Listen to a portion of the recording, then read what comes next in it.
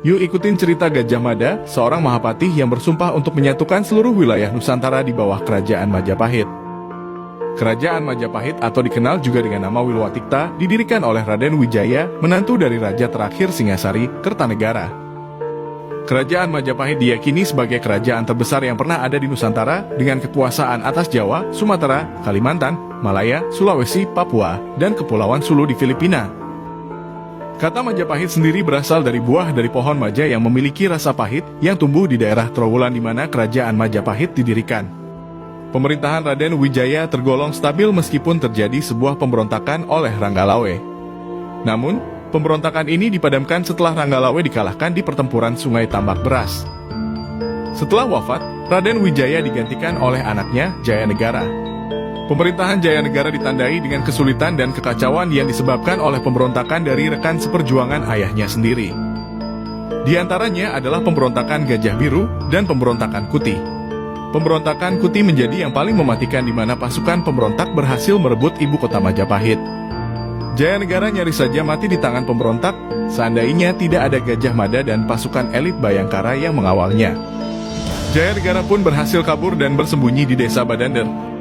Sementara Jayanegara sembunyi, Gajah Mada menyelinap ke ibu kota.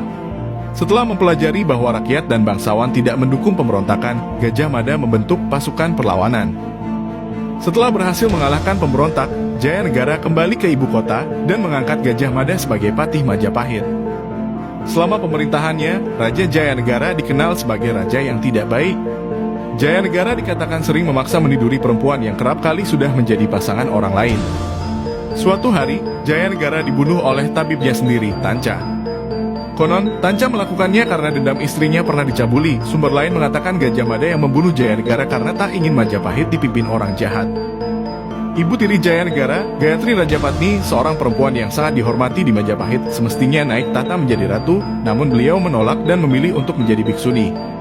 Oleh karena itu, Rajapatni menunjuk anak perempuannya, Dyah Gitaraja, menjadi Ratu Majapahit. Gitaraja sendiri adalah anak perempuan pertama dari Raden Wijaya, Raja pertama Majapahit. Ratu Gitaraja kemudian menunjuk Gajah Mada menjadi Mahapatih bagi kerajaan Majapahit. Pada upacara pelantikan inilah, Gajah Mada mengucapkan sumpah palapanya. Apabila Nusantara belum dikalahkan, aku tidak akan makan palapa.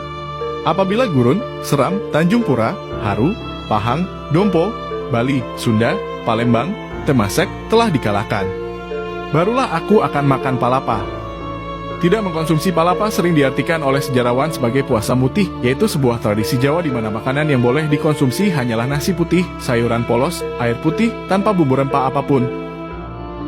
Meskipun awalnya diragukan oleh teman-teman terdekatnya, Gajah Mada membuktikan janjinya dengan mengalahkan kerajaan Bali dan Lombok pada tahun 1343. Gajah Mada kemudian memimpin armada ke sebelah barat untuk merebut wilayah-wilayah bekas Sriwijaya.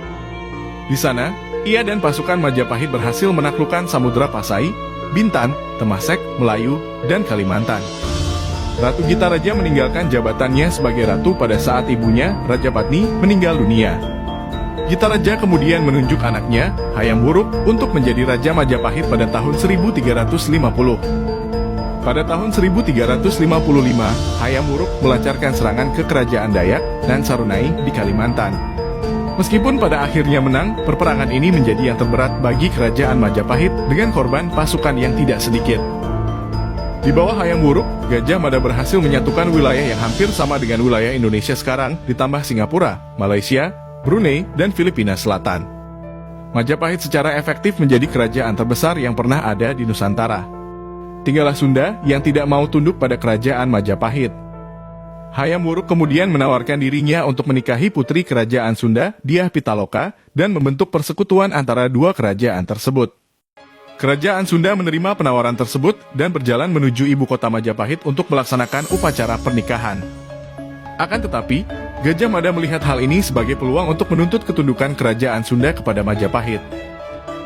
Tuntutan yang dilayangkan oleh Gajah Mada tersebut membuat murka keluarga kerajaan Sunda yang mengakibatkan perkelahian yang kemudian berubah menjadi pembantaian. Hampir semua anggota kerajaan Sunda beserta rajanya mati dibunuh oleh pasukan Majapahit. Putri Dyah Pitaloka patah hati membunuh dirinya sendiri di tempat itu. Hayam Wuruk tergoncang oleh kejadian tersebut.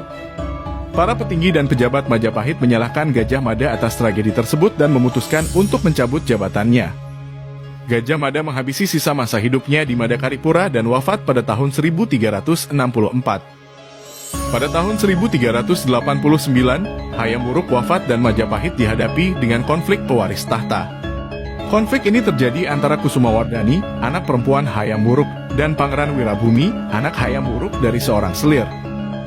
Konflik ini berujung menjadi perang saudara yang disebut Perang Regreg, di mana Wikaramawardhana, suami dari Kusumawardhani, berhasil memenangkannya.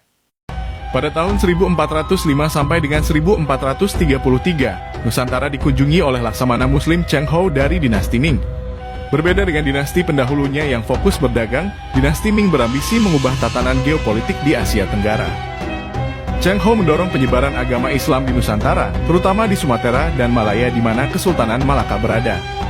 Hal ini menyebabkan munculnya kekuatan baru di perbatasan Majapahit. Pada 1468, Kerajaan Majapahit terbelah dua antara Kertabumi dan Suraprabawa. Kekacauan ini menyebabkan lepasnya kekuasaan Majapahit atas Sumatera dan Malaya ke tangan Kesultanan Malaka. Raja Kertabumi membentuk persekutuan dengan Kesultanan Demak.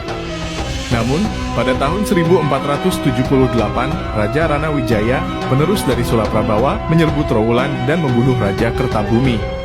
Hal ini menyebabkan pecahnya perperangan antara Majapahit dengan Demak. Pada tahun 1511, Kesultanan Malaka direbut oleh Portugis. Patih Udara dari Majapahit melihat peluang dan membentuk persekutuan dengan Portugis untuk menghancurkan Kesultanan Demak.